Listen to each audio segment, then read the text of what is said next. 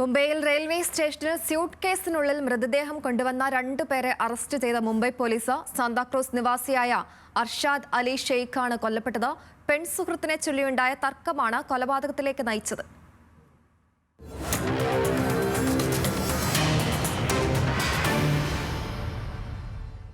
പെൺസുഹൃത്തിനെ ചൊല്ലി തർക്കം, ഒടുവിൽ കൊല. മൃതദേഹം കൊണ്ടുവന്നതാകട്ടെ സ്യൂട്ട് കേസിലും.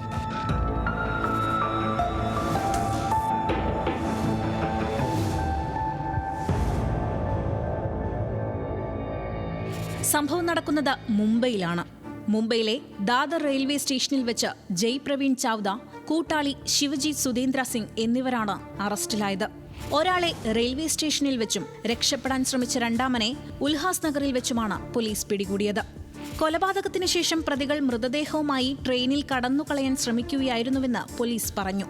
തിങ്കളാഴ്ച രാവിലെ റെയിൽവേ പ്രൊട്ടക്ഷൻ ഫോഴ്സും റെയിൽവേ പോലീസും സംയുക്തമായി നടത്തിയ ലഗേജ് പരിശോധനയ്ക്കിടയിലാണ് സ്യൂട്ട് കേസിൽ മൃതദേഹം കണ്ടെത്തിയത്. പൈധോനി പോലീസ് സ്റ്റേഷൻ പരിധിയിലാണ് കുറ്റകൃത്യം നടന്നതെന്ന് പ്രതികളെ ചോദ്യം ചെയ്തതിൽ നിന്ന് വ്യക്തമായി. സാന്താക്രൂസിൽ താമസിക്കുന്ന അർഷാദ് അലി ഷെയ്ഖ് എന്നയാളാണ് കൊല്ലപ്പെട്ടത്. മുഖ്യപ്രതിയുടെ വീട്ടിൽ നടന്ന വിരുന്നിനിടെ പെൺസുഹൃത്തിന്റെ പേരിലുണ്ടായ തർക്കവും തുടർന്നുണ്ടായ കയ്യാങ്കളിയുമാണ് കൊലപാതകത്തിൽ കലാശിച്ചതെന്ന് പോലീസ് പറഞ്ഞു.